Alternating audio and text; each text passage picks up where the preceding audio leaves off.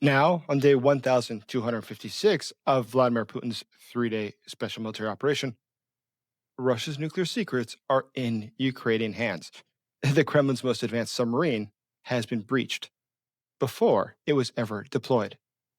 Ukraine now holds the launch protocols, the sonar signatures, the firing chains. It has it all, according to Ukrainian military intelligence. And within Russia, Sochi, the city that stores the fuel that powers the Russian war effort, has been struck by Ukrainian drones, destroying the oil infrastructure there. 52 flights were also canceled in the city. But within just a few hours, we saw more. Ukrainian drones struck Voronezh, Russia, and the explosions there hit the fuel terminals. And we see across Russia something that is common, that Russia's skies are no longer safe. Its cities are no longer off limits. But it doesn't stop there, because this is a systematic unraveling of Russia's military, its economy, and its credibility. Consider this: Russia's top airline has now devolved to dispatching flights using WhatsApp. Its most secret submarines are bleeding classified data. So, more than being exposed, Russia is being demilitarized in front of the entire world. Ukraine has now pierced the veil of Russian security, and the world is watching as the Putin regime begins to unravel. My name is Jason Smart. I'm a special correspondent for the Kiev Post. And for over 20 years, I've studied the Putin regime. In fact, the Putin regime was the topic of my master's and doctoral dissertations. But I didn't spend time just reading and writing. I worked against the Putin regime, hence why I was deemed to be a national security threat and banned for life from entering Russia already 15 years ago. What we see going on here is that Ukraine isn't just hitting targets, it's hitting systems. It's attacking Russia's ability to wage war. And with all of the inherent weaknesses in the dictatorship, all compounding at the same time in its economy, in its military, it's very clear that the Putin regime has become weakened. Within Russia, we see that the air defense systems don't work. We see that their nuclear submarines are having significant problems just in the past week. And we see that within Ukraine, they struggle to take territory.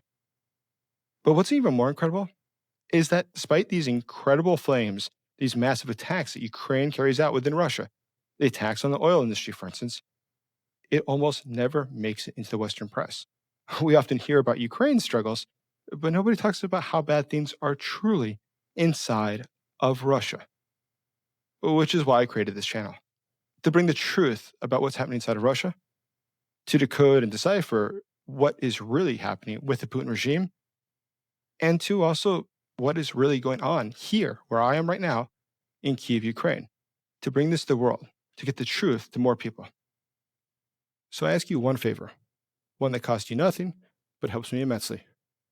Help me get this information to the world, the truth about what's happening inside of Russia and here in Ukraine. Please like this video, please subscribe to this channel, and please consider becoming a channel member today. Thank you. So the strikes that Ukraine is now carrying out on Russia's oil infrastructure are a return to an earlier policy.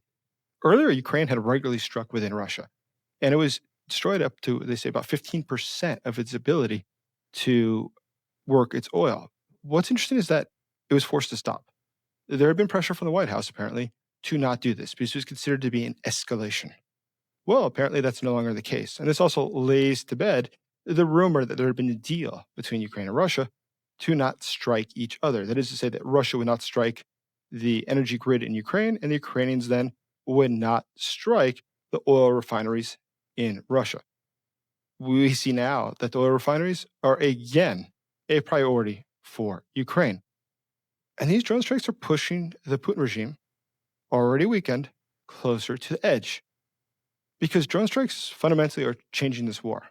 In fact, Ukraine's strikes target roughly 6% of Russia's oil refining capacity, disrupting domestic fuel production and also forcing costly reimports of refined products. Oil and gas account for about 45% of Russia's federal budget. So when they're degraded, when they're attacked, The entire refining infrastructure being rebuilt cuts the Kremlin's budget. It cuts the Kremlin's ability to finance the war. That's why Ukraine's drone strikes on this infrastructure in Russia is critical for stopping Russia. And it is critical for protecting Ukraine and preserving Ukrainian lives. Speaking of which, we have been fundraising for life-saving drones for Ukraine's defenders. And since June 2024, the soldiers of the 67th Separate Mechanized Brigade have been holding defensive lines in the Lyman direction, which is in Donetsk.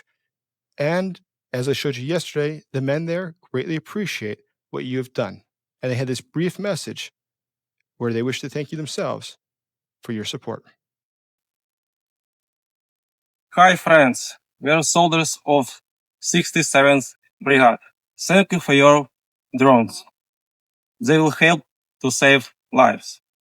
Thank you, United Unmanned Systems. Thank you, Eric and James J. Smart. Слава Україні! Героям слава! Because of your donations, someone's father, someone's son, someone's husband will return from the war.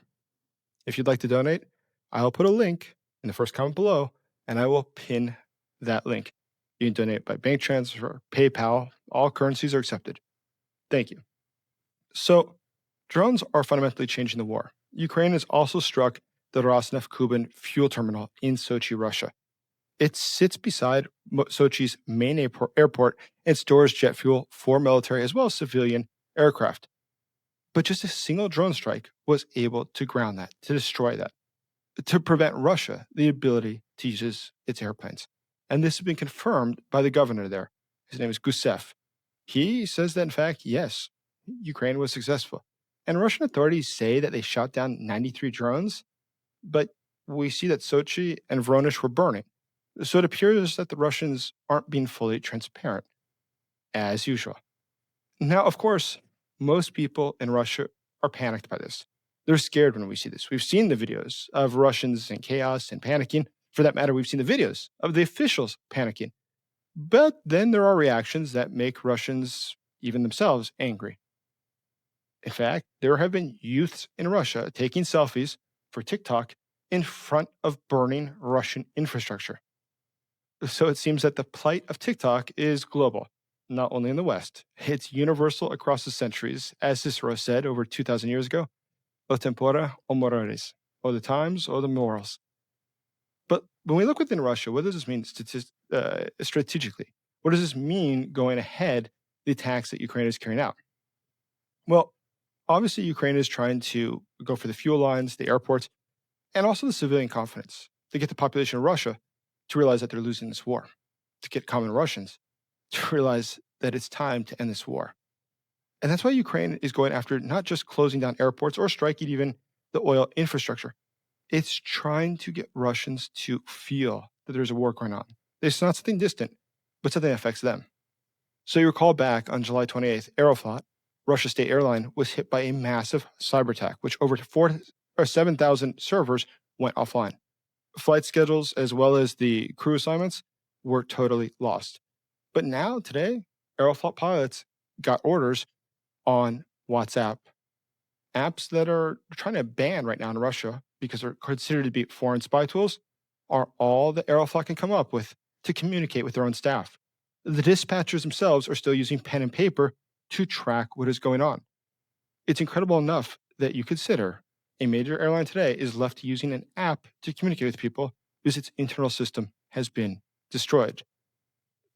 But it gets worse for the Russian airline industry. So consider this.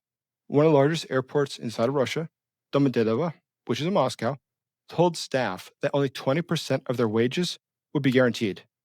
The rest would be considered a bonus that could be withheld at will. So over 200 employees now have quit.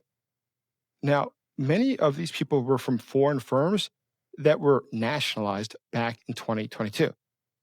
But across Russia, it's probably fair to believe that this was not specifically because of that, but because there's general economic decline in Russia. We see the pressure that the Ukrainian drone strikes on Moscow, on St. Petersburg, are having on the airline industry. But the airline industry as a whole, keep in mind, has had significant problems.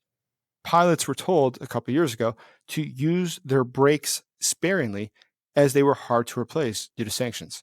So if we consider that's the current state of the Russian industries, of the Russian aviation industry, it seems very reasonable to believe that just carrying out more drone strikes, keeping the flights grounded, putting more pressure through the hacking of the Russian airline industry will push it closer and closer to the brink. They're operating on very thin margins, and it's very realistic to break them. They are not strong. They are weak. But in other parts of Russia and other sectors, we see the same thing happening. Think about this. In Lipetsk, the Promonzamchast factory is dying. It's the one that made the farming tools. It made the tractors. Sales have fallen off 50%. The work week now has been cut to just 3 days. They have almost $3 million worth of equipment sitting unsold, which is strange because without machines, then the fields go unseeded. Without the seeds, there's no harvest. With no harvest, there's famine. But this is something going on across Russia simultaneously. And some of this we can attribute to sanctions.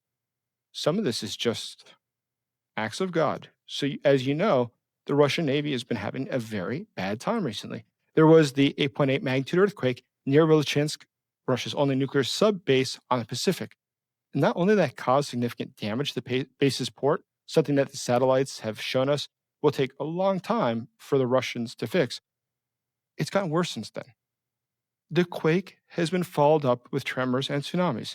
In fact, in the past 72 hours, there have been over 100 smaller quakes. 2 of the quakes just today were over 6 points in magnitude. So Russia's having problems, and they're just getting worse due to their own bad decisions, due to their own bad economy, and also the fact they make very bad decisions. But in this case, even Mother Nature is working against the Russians. But then there's where the Ukrainians are working against the Russians. So the Knyaz Pozharsky was commissioned into Russia's Northern Fleet with a large ceremony just less than 2 weeks ago. It was the newest Bore A-class submarine. It measures 170 meters, 558 feet, displacing over 24,000 tons, 26,500 US tons. So it's a weapon of last resort. It was actually built to vanish under Arctic ice and launch a nuclear counterstrike if Russia was first hit. But it might never get the chance. Because by July 30th, Ukrainian military intelligence had the entire command system. The launch protocols, the crew rosters, the reactor schematics, the firing chains, emergency override codes. Ukraine captured also the Poseidonia deployment blueprints. That is the nuclear-powered torpedo designed to travel 10,000 kilometers, 6,200 miles underwater. It carries massive nuclear warheads designed to theoretically create radioactive tsunamis by striking coastal cities. Now, the files show how this really functions, what really occurs. And Ukraine has exposed it all. Ukraine has stolen from Russia billions upon billions of dollars of secrets. This is a massive loss for Russia. This is a historic loss for Russia. Thank you for watching. Please like this video. Please subscribe to this channel. Please leave in the comments below what you think. I'm curious. How's it really going? Thank you, as always, for supporting Ukraine.